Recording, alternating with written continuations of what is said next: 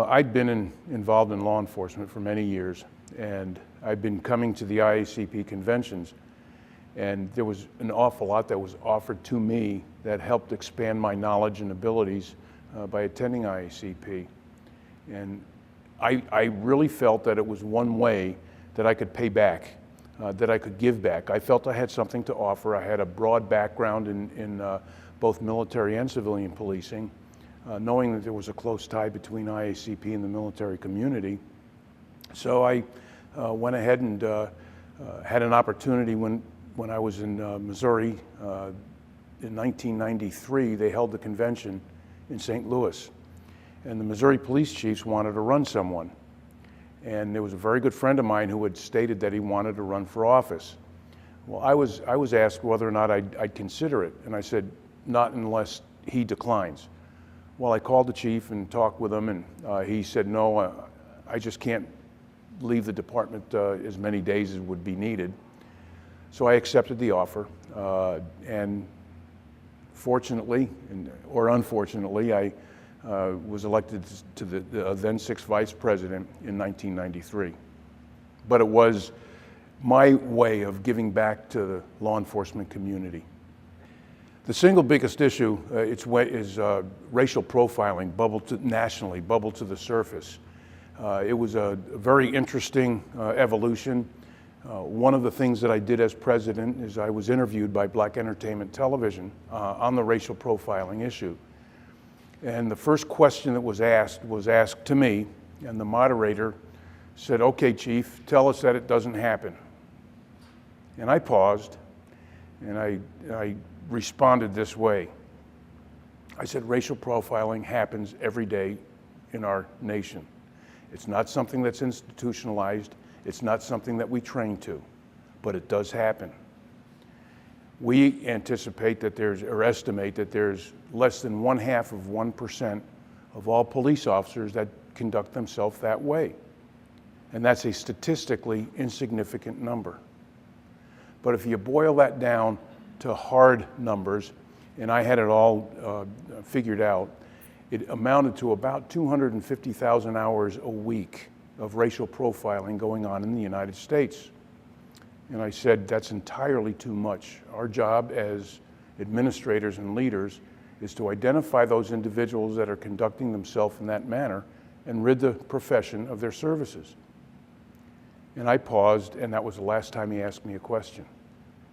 Couldn't ask me anything else because they actually anticipated that I was going to stonewall them and say it doesn't happen. Internally to the IACP, there's two issues that I attacked as president. The first, when I came in as president, in the past there had been any number of what was called special advisors to the president. They were kind of ad hoc, non-voting members of the executive committee.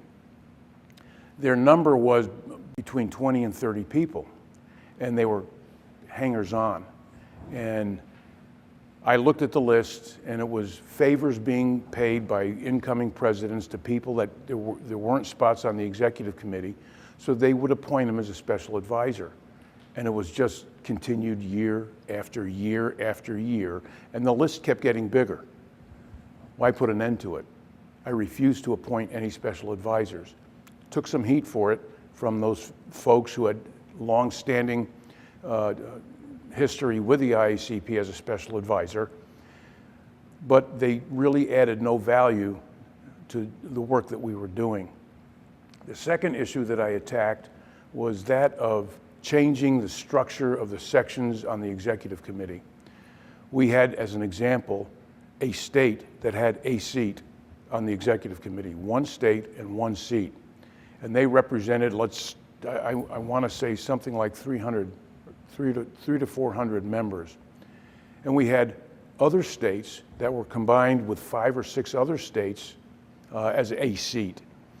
So what we did is we looked at the situation and we divided the country up so that all of the sections were as close as possible by population of membership equal. So that single state then became a seat that had, I think, 2 or 3 separate states involved with them so that we balanced out the numbers.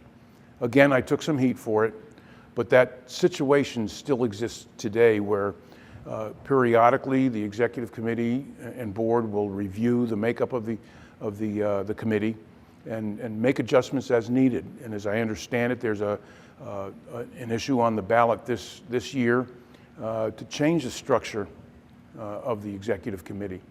And I like to believe that I kind of started that back in 1998. Aside from the knowledge that I gained, international knowledge that I gained in terms of what other people were doing, finding out that it didn't matter where you were chief, that the problems you face are all the same. Policing, regardless of what country you're in, is all the same. As an example, my year as president, we took a trip to Mongolia and spent the first 4 days of the trip in Beijing, China. Late one morning, we were interviewed, not interviewed, we were briefed by a local police chief, of course through interpreters. About halfway through the interview, he looked at me and he said, "I'm starting something new in my region." And I asked what that was. And he said, "I am requiring my officers to live in those areas that they patrol." He said, "What we found is that the people are opening up to them." And he paused and looked at me and said, "And you know, we can't do our job without the support of the people." Communist China understands that. It's the same here in this country. And that's one of the things that I personally gained, is that it doesn't matter where you're from, that policing is the same. I think that sitting here now, 17 years past my presidency, the friends that I've met, the very good, dear, close friends that I've met, that we've maintained that friendship all over the world.